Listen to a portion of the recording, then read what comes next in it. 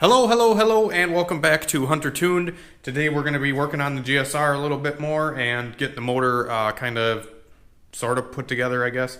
I'm still waiting on some stuff to come in the mail, so we're just going to do the things we can for now.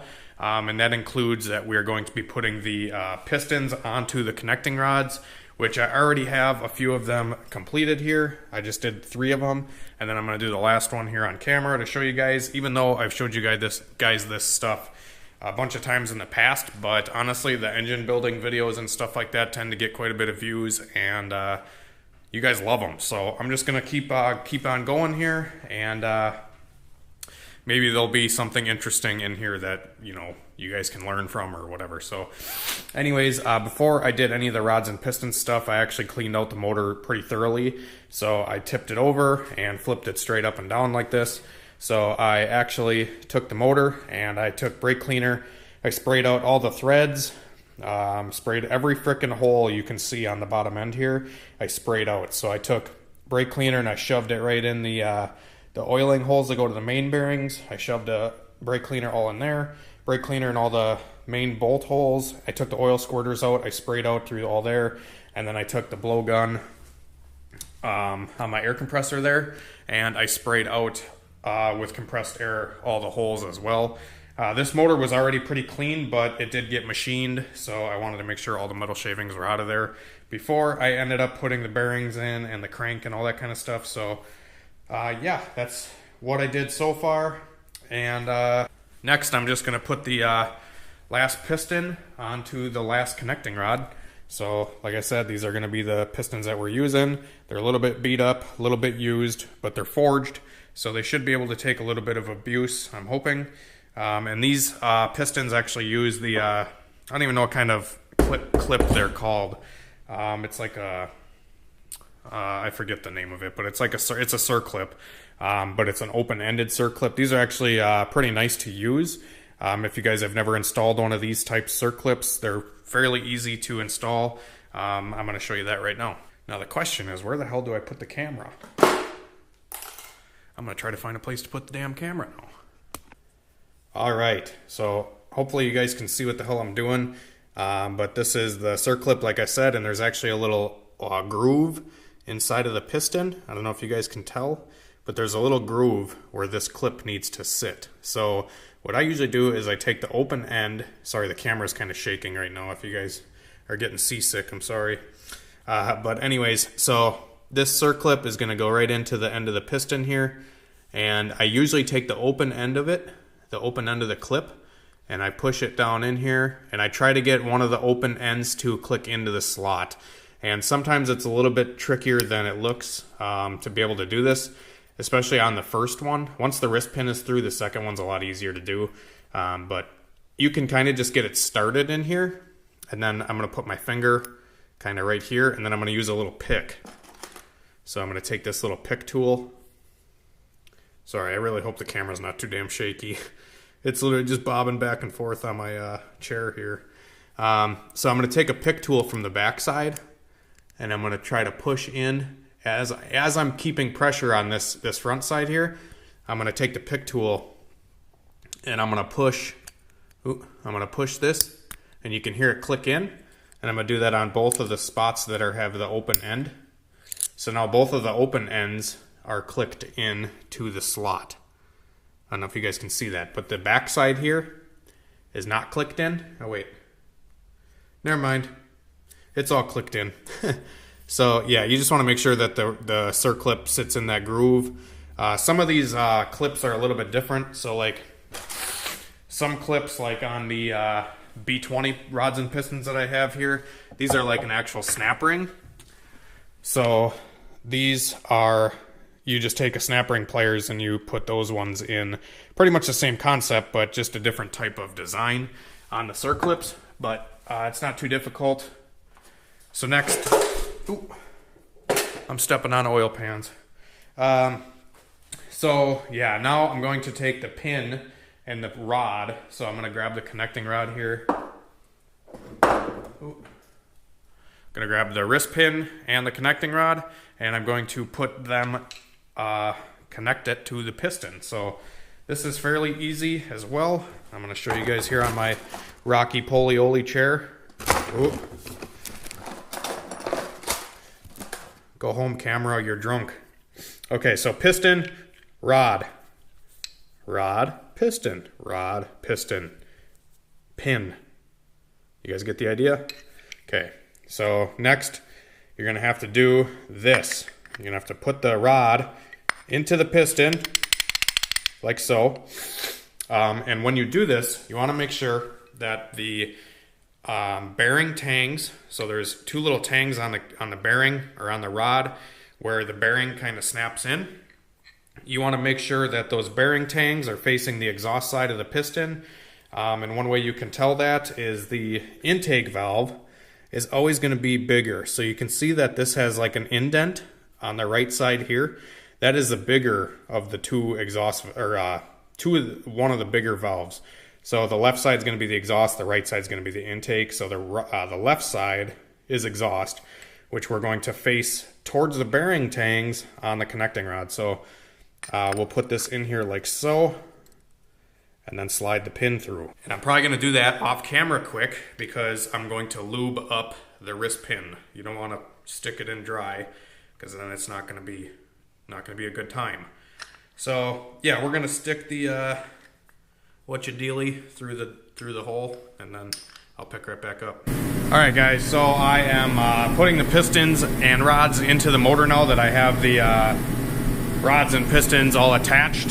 So I got them all attached. I just got to throw the rings on, and yeah. So I went over the rings and stuff in previous videos. This is the oil control ring, and then it's got two little rings that go around it. Like these two right here are going to go around this guy, and then you got the second ring and the top ring. The second ring needs to have the scraper facing down. So there's like a little ridge on the second ring that needs to face downward so it scrapes the oil off of the cylinder. And then the top ring is, I don't think they're directional, but most of them are, they have like a stamp on the top of them.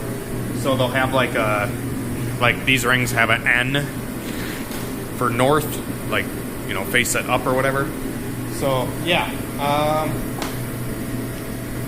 just gonna get the rings and pistons, or rings onto the pistons, and then the pistons into the block. I already got two of them installed. These things poke out like a son of a bitch. Looks fucking sweet. But it's taken me like everything, all my power to even be out here right now. I know I mentioned it in one of the last videos, is I got prescribed Lexapro, or escitalopram, or whatever the hell it's called, for anxiety, because I've been having, you know, real bad anxiety for like a long time, and, you know, I've been just dealing with it and whatever. And this medication, I've been on it for like 5 days now, and fuck this shit. I'm good. I don't think I'm gonna take it anymore, because I've literally, like, I'm not one to like usually get depressed about stuff, but this stuff, like, I don't know, I'm just like super depressed, and my anxiety's kind of been a little worse. I know they say it gets worse before it gets better, but if it's this bad, it can suck my ass. Fuck that. I'm good.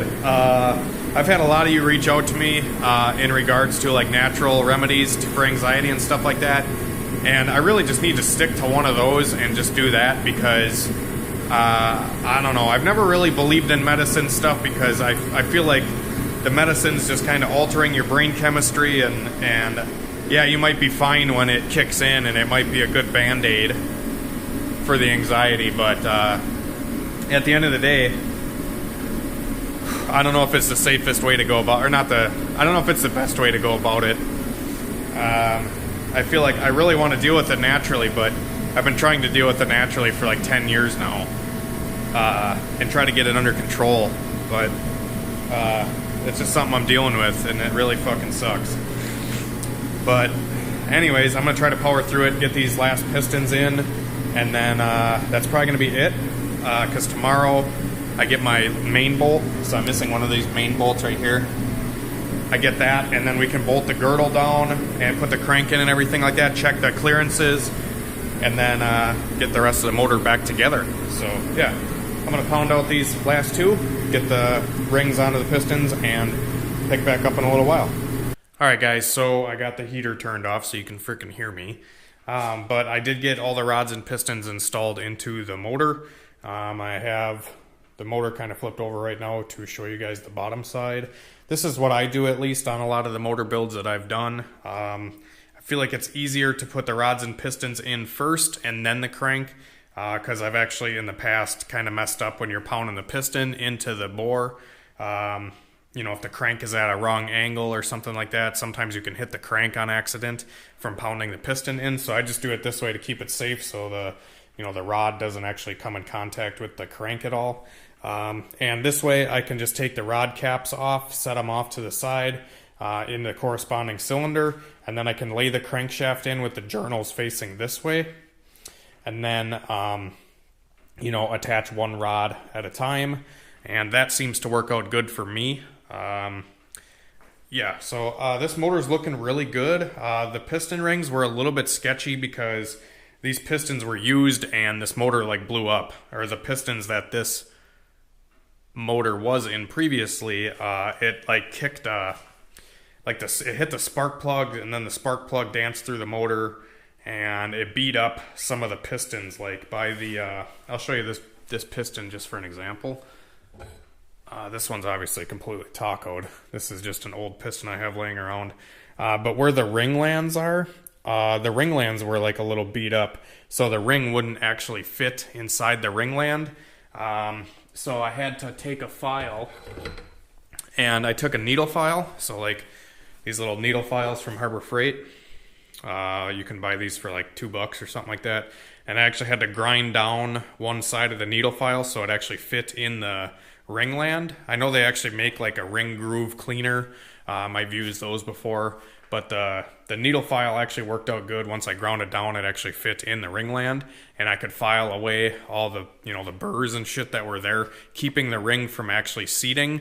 I know sometimes when the rings don't seat, they'll stick, and you know what I mean? Like if they don't fit all the way into the groove of the ringland, it's not going to go into the bore. You know what I mean? So these things fit into the bore good, besides one of them. I had one. The one was really a pain in the ass because it was really beat up. And one of the oil rings was giving me an issue. So I hope that's going to be okay. The top and second ring were good, so I don't think it's really going to be too big of an issue. I don't know. We'll find out, I suppose. But like I said, got the bottom here. All the rods are in. And if you guys check this frickin' deck out, or how far the pistons come up, it's crazy. This thing's gonna have a lot of compression. Let's just say that. So I'm just gonna flip the block over quick, show you guys what it looks like. So that's how the pistons are gonna come up to the deck. I have them pretty much flat, so if you look at it from like right here or right here, you can definitely tell like this thing's gonna have some fucking pump to it. And as you can see on these pistons, they're really beat up, and the spark plugs, they hit on each of them. There's no holes in them, obviously, so I'm just gonna run them and see. Like I said, this is a free build, pretty much. Like I had these parts laying here, I had this block laying here, and honestly, with that one that's got that screwed up cylinder or whatever, it sucks my hand off when I put my hand over the bore and I pull the rod down. It sucks my hand right off, so I'm hoping it's going to be all right. I know that's not a good like compression test, but fuck it, I'm gonna send it. And I might do maybe like a little compression test before we throw it in. I know there was a guy that commented and said, "Oh, I'd be curious about the compression test." I would be too, honestly. So I might do a compression test with this motor before I put it in. I don't know if I'll be able to with like an impact or something like that, but I can try. Maybe just have all the spark plugs out and just do one hole at a time. That might be able to give us a compression test. And when you're running this high of compression, I'm going to do it in the next video, the next video I'll probably be putting the crank in and stuff. I don't know how much. I kind of like doing these little bits at a time kind of thing. That way you guys can kind of grasp more of what I'm doing instead of having like one 50-minute video that's like all of it. I'd rather do like a couple different ones. Anyways, so with this big of a dome on the piston, you got to be careful when you time it, because if you're like a tooth off sometimes on some motors with some camshafts, you can hit the piston fairly easily. So I'm going to have to be careful when I throw my cylinder head back on. I got Skunk 2 Tuner 2 cams for this cylinder head. That's what I was running in my B20 VTEC. I'm really curious how this thing's going to run, guys. I think it should make some good power. I'm just hoping that this block guard isn't going to fuck me over and crack a sleeve or something like that. This motor was in, or these pistons were in a stock sleeve GSR. There was no block guard or anything in it. And I think that setup was on like 18 pounds of boost with like a smaller eBay turbo.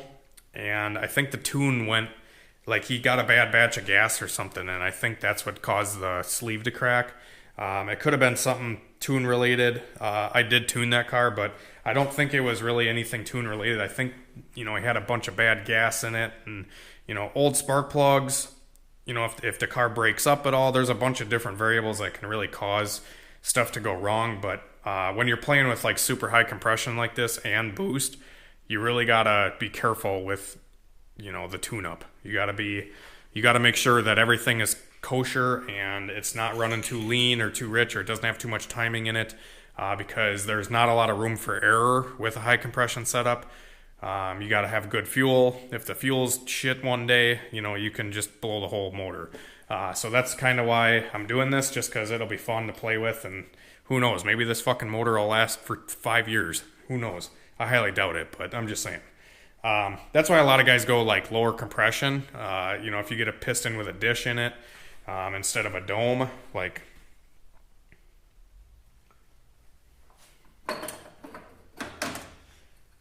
this piston is a bad example, but it has a dish in it, very slight dish, and that will allow for more room in the combustion chamber and more availability for error in the tune-up. That's all, like this big myth back in the day was you had to go low compression and you had to just give it a lot of boost, and that was like the go-to thing because engine management was so poor back in the day. You didn't have a lot of control over stuff, and that's like a big myth nowadays where there's some people that, they throw a supercharger, like big top fuel dragsters and stuff. They got a big blown Hemi that's like fucking 15-to-1 compression, and they got 30 pounds of boost running to it, You know what I mean, guys? Like the technology is there nowadays to do both. It's still not, the more compression and more boost you can put into a motor, the more horsepower it's gonna make. But anyways, that's gonna be it for this video. Hopefully tomorrow we can get everything else buttoned up on this thing, and I don't know, maybe by like, what's today? Today's Thursday, tomorrow's Friday. Yeah, I don't know. Hopefully we can get it maybe running by the end of the weekend. We'll see. I'm not exactly sure. I'm gonna see how I feel and all that kind of shit, but yeah, anyways, thanks for watching, guys, and we will see you in the next video soon. So have a good one.